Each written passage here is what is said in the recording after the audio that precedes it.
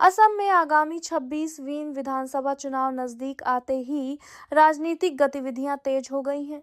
विभिन्न दलों के संभावित प्रत्याशी अपनी अपनी दावेदारी मजबूत करने में जुटे हैं। इसी बीच उत्तर करीमगंज क्षेत्र में महिला प्रतिनिधित्व को लेकर चर्चा ने जोर पकड़ लिया है।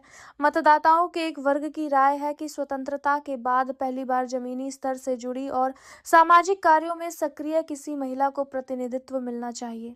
इसी संदर्भ में समाजसेवी मुन्नी छेत्री का नाम प्रमुखता से सामने आ रहा है, जिन्हें क्षेत्र में एक संभावित मजबूत उम्मीदवार के रूप में देखा जा रहा है। सूत्रों के अनुसार मुन्नी छेत्री पिछले कई वर्षों से शिक्षा, महिला सशक्तिकरण, स्वास्थ्य जागरूकता और जरूरतमंद परिवारों की सहायता जैसे मुद्दों पर सक्रिय रही हैं।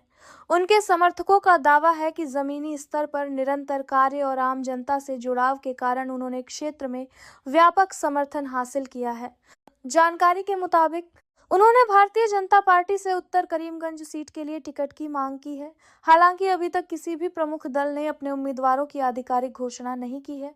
राजनीतिक विश्लेषकों का मानना है कि इस बार 18 फरवरी को तेज हवाओं के साथ बारिश तथा ओलावृष्टि के कारण से दलौदा तहसील के गांवों में नुकसान, क्षतिग्रस्त फसलों के सर्वे की मांग को लेकर पूर्व विधायक श्री सिसोदिया ने की कलेक्टर श्रीमती गर्ग से चर्चा। मंदसौर 18 फरवरी को तेज हवा और बारिश के साथ ओलावृष्टि को लेकर प्रारंभिक सूचना के आधार पर दलौदा तहसील के ग्राम आक्या, उमाहेड़ा, सरसोद, निम्बोद, पलासिया सहित अनेक गांवों में फसलों को भारी नुकसान होने की खबरें प्राप्त हुई है।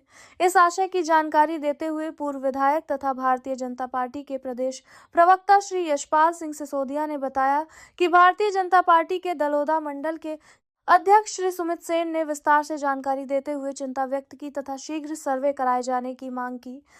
इसके पश्चात श्री सिसोदिया ने कलेक्टर श्रीमती अदिति गर्ग को प्राप्त सूचनाओं के आधार पर यह जानकारी देते हुए बताया कि 18 फरवरी की शाम को हुई बारिश से हुई नुकसानी का सर्वे राजस्व विभाग के जिम्मेदार अधिकारियों की टीम का गठन कर किसान ने कार्य के बार बारिश में आज जिम्मेदार का देने के लिए बारिश के सारे बारिश में 200 सामने आगे दक्षिण में बारिश में कराक करते हैं।